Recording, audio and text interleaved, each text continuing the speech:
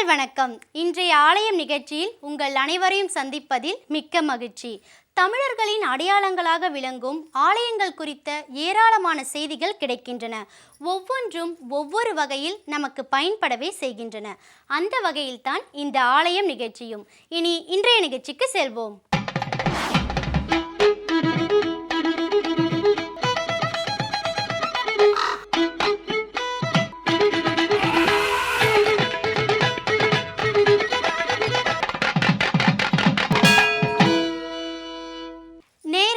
இன்றைய ஆலயம் நிகழ்ச்சியில் நாம் காண இருக்கும் திருக்கோயில் மிக பழமையான கண்ணன் திருக்கோயிலாகும். சென்னையிலிருந்து வேலூர் செல்லும் நெடுஞ்சாலையில் காவேரிப்பாக்கத்திற்கு தெற்கே அமைந்துள்ள ஊரே பூண்டி. இவ்வூரில் புகழ்பெற்று விளங்கும் ஸ்ரீ சந்தான வேணுகோபாலன் திருக்கோயிலை பற்றி இப்போது பார்ப்போம்.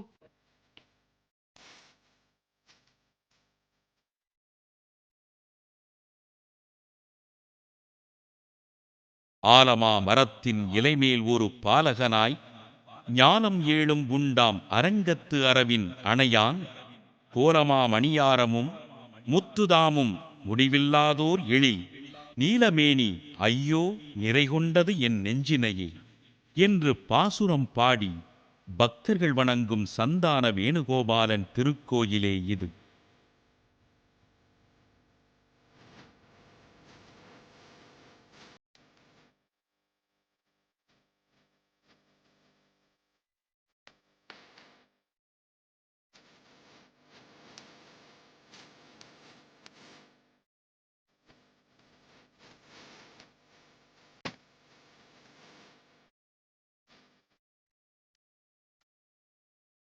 சென்னையிலிருந்து பெங்களூரு செல்லும் நெடுஞ்சாலையில் காவேரிப்பாக்கம் வாலாஜாப்பேட்டைக்கு நடுவில் மலைமேடு என்னும் பேருந்து நிறுத்தத்திற்கு தெற்கே சுமார் 1 கிலோமீட்டர் தொலைவில் அமைந்திருக்கிறது இந்த சந்தான வேணுகோபாலன் திருக்கோயில்.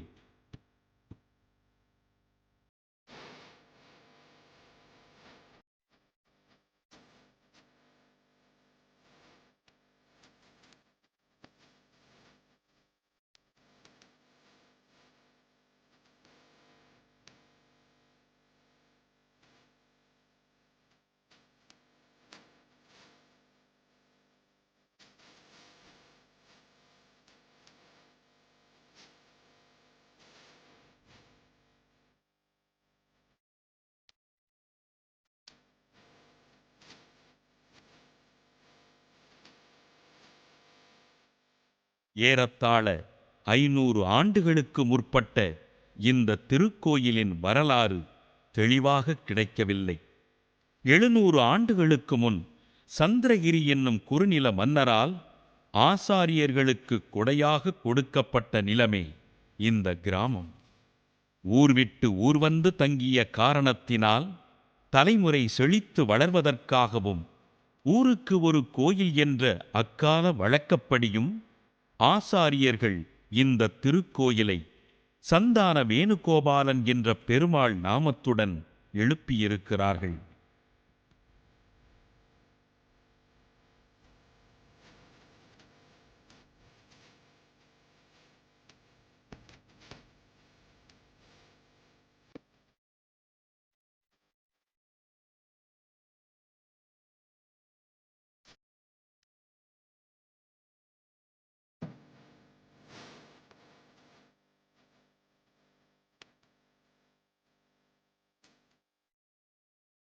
இவ்வாலயத்தின் பெருமான் பிராச்சீனமானவன் சந்தான வேணுகோபாலன் மூலவன். சதுர்புஜம், சங்கம், சக்கரம் தனது திருவடிகளில் ஒரு திருவடி மடங்கி நின்ற திருக்கோலத்தில் வேணுகானம் வாசிக்கின்ற திருக்கோலத்தில் மூலவர் சந்தான வேணுகோபாலன் சிவசாதிக்கிறார். பெருமான் வலது பக்கத்தில் தாயார் அமர்ந்த திருக்கோலத்தில் 2 கையில் பத்மஹஸ்தத்துடன் வரதஹஸ்தமும் அபயஹஸ்தமும் கொண்டு இங்கு சிவசாதிப்பது விசேஷம். புத்திரபாகியம் இல்லாதவர்கள் இவ்வாலயத்தில் இந்த கிருஷ்ணனை இங்கு சேவித்தேர்களானால் அதிசீக்கிரமே புத்திரபாகியம் பெருமான் இங்கு அருள்பாலிப்பார் என்பது க்ஷேத்திரத்துடைய விசேஷம். பெருமானுடைய இந்த க்ஷேத்திரத்தில் புரட்டாசி மாதத்தில் சிரவண நட்சத்திரத்தில் இருந்து 6 நாட்கள் முன்னே சுவாமி நிகமாந்த தேசிகன் மகோத்சவம் இங்கு விமர்சையாகவும் அதன் கழித்து 3 நாட்கள் சிகமாத்த தேசிகன் மங்களாசாசனம் சாற்றுமுறை முடிந்து 3 நாட்கள் இங்கு வேணுகோபால சுவாமிக்கு பவித்ரோற்சவம் ததியாராதனையும் இங்கு விமர்சனமாக, அதாவது ஸ்ரீ வைஷ்ணவ சம்பிரதாயத்தின் பிரகாரம் இங்கு சுவாமதி தேசிகன் உற்சவமும் ததியாராதனையும் கண்டருள்வது இக்ஷேத்திரத்துடைய விசேஷம். ஸ்ரீ சந்தான வேணுகோபாலன் திருக்கோயில் அழகான கட்டமைப்பில் கட்டப்பட்டிருக்கிறது. அழகுக்கு அழகாகவும் அருளுக்கு அருளாகவும் விளங்கும் இத்திருக்கோயிலை பற்றி தொடர்ந்து பார்ப்போம். மூலவராக சந்தான வேணுகோபாலன் 4 தோள்கள் 4 கைகளுடன் அழகு புன்னகையுடன் ஒரு கால் ஊன்றி ஒரு கால் சாய்த்து காட்சியளிக்கிறார். மேலிரண்டு கைகளில் சங்கு சக்கரத்துடன் கீழிரண்டு கைகளால் புல்லாங்குழலை வைத்து வேணுகானம் இசைக்கும் நிலையில் மூலவர் கண்களுக்கு அருள்கோலமாக காட்சியளிக்கிறார்.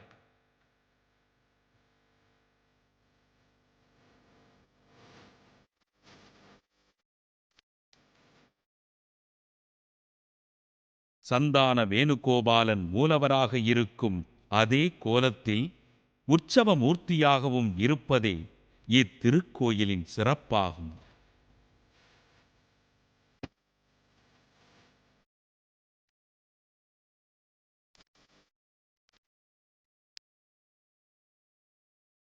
மூலவர் சன்னதிக்கு அருகில் தனியே நாச்சியார் தாயார் சன்னதி அமைந்திருக்கிறது.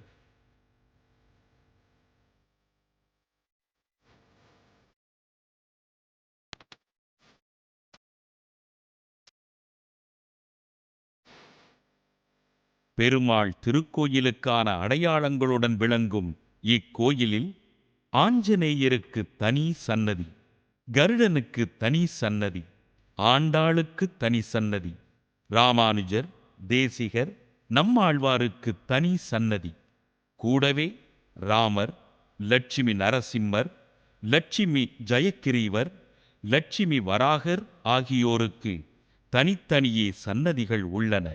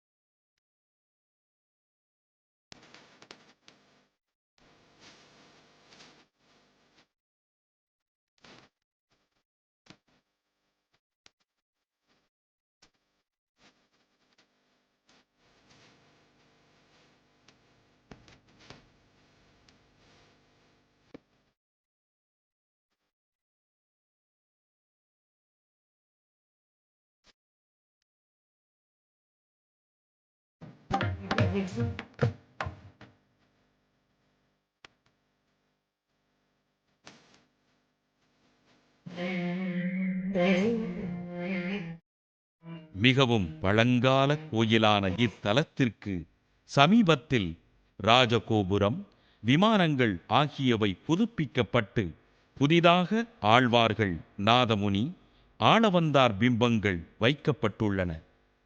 இத்திருக்கோயிலில் அமைந்திருக்கும் யசோதை கண்ணன் வடிவம் தமிழகத்தில் வேறெந்த பெருமாள் கோயில்களில் காண கிடைக்காத அபூர்வமான வடிவம் என்று சொல்கிறார்கள்.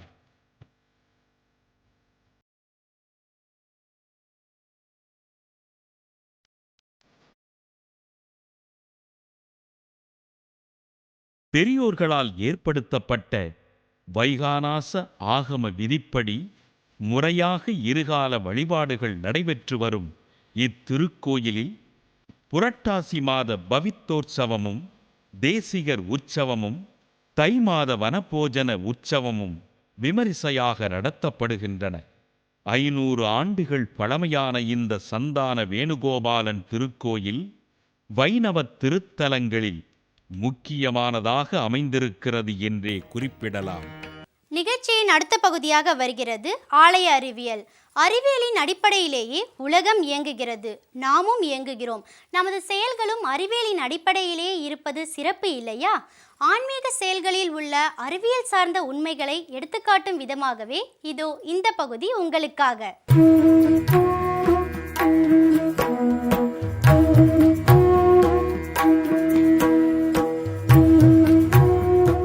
திருநீற்றின் விவரங்களை திருமுருக கிருபானந்த வாரியார் சுவாமிகள் தன் வாழ்க்கையில் அனுபவித்த அந்த நிகழ்ச்சி மூலம் நடந்தது என்ன என்பதை பார்த்த நாம் இப்பொழுது திருநீற்றின் விவரங்களை விஞ்ஞான ரீதியாகவும் பார்க்க போகின்றோம்.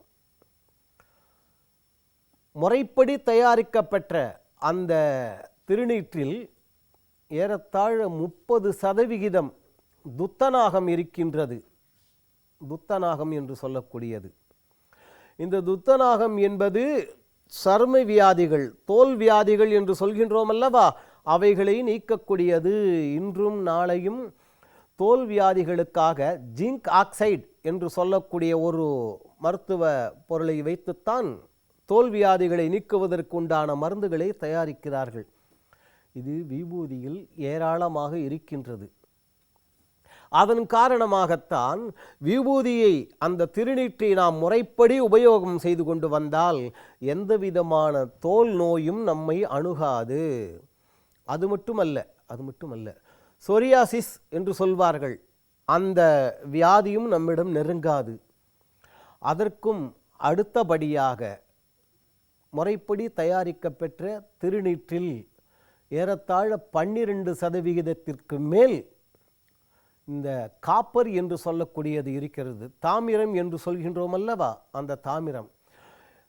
அடியனுக்கு விவரம் தெரிந்து பல பேர்கள் இன்றும் அதை நடவடிக்கையில் கொண்டுதான் இருக்கின்றார்கள். தாமிர குடம், அதில் தண்ணீரை வைத்து நாம் உபயோகப்படுத்தினால் தண்ணீரில் இருக்கக்கூடிய நச்சு கிருமிகள் அனைத்தையும் நீக்கிவிடும். அது தாமிரத்திற்கு அந்த தன்மை உண்டு. முறைப்படி தயாரிக்கப்பட்ட திருநீற்றில் தாமிரச்சத்து இருக்கின்றது என்று சொன்னோம் அல்லவா. இந்த தாமிரச்சத்து நச்சு கிருமிகளை முழுவதுமாக நீக்கக்கூடியது. நச்சு கிருமிகளை அடியோடு அழித்துவிடும். இதன் காரணமாகத்தான் இன்றும் ராஜஸ்தான் பகுதிகளெல்லாம் குடிநீரை தூய்மை செய்வதற்காக, அதில் கிருமிகள் இருக்கிறது அல்லவா, அந்த கிருமிகளை நீக்குவதற்காக திருநீற்றை அதில் தூவி தூய்மை செய்து அதன் பிற்பாடு அந்த தூய்மையான குடிநீரை அவர்கள் அருந்துவார்கள். திருநீற்றிற்கு அவ்வளவு மதிப்பு. இவ்வளவு தகவல்களையும் இன்று பாகிஸ்தானில் அவர்கள் திருநீற்றை இன்றும் ஆராய்ச்சி செய்து கொண்டிருக்கின்றார்கள். திருநீற்றினுடைய பெருமையை பார்த்தோம், விஞ்ஞான ரீதியாகவும் பார்த்தோம். நேயர்களின் நினைவிற்காக மறுமுறை அதை சுருக்கி பார்க்க போகின்றோம்.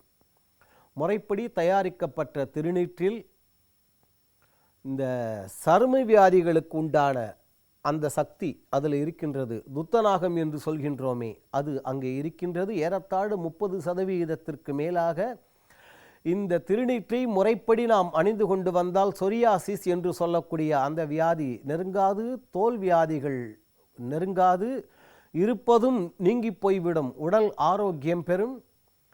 அடுத்த ஒரு தகவலாக, இந்த திருநீற்றில், அதாவது முறைப்படி தயாரிக்கப்பட்ட திருநீற்றில் காப்பர் என்று சொல்லக்கூடிய அந்த சத்து 12% மேல் இருக்கிறது. அது நச்சு கிருமிகளை அழிக்கக்கூடிய ஆற்றல் வாய்ந்தது.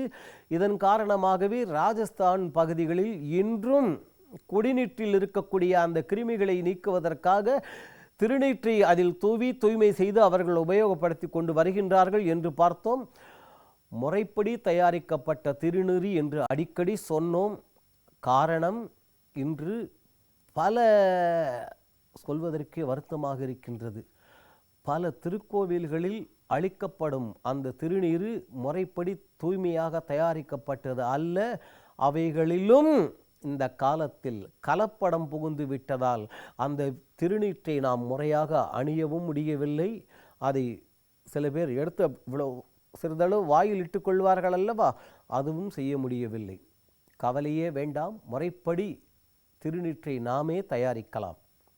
பசுஞ்சாணம் இருக்கின்றதல்லவா, அந்த பசும் சாணத்தை இப்படி பிடித்து அழகாக உருண்டையாக உருட்டி இந்த உமி கருக்கா என்பார்கள்.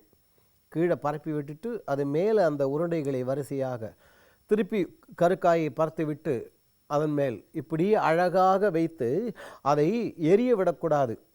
பற்ற வைத்து விட்டால் அது தானே வெந்து தணியும், பாரதியார் சொன்னதைப் போல.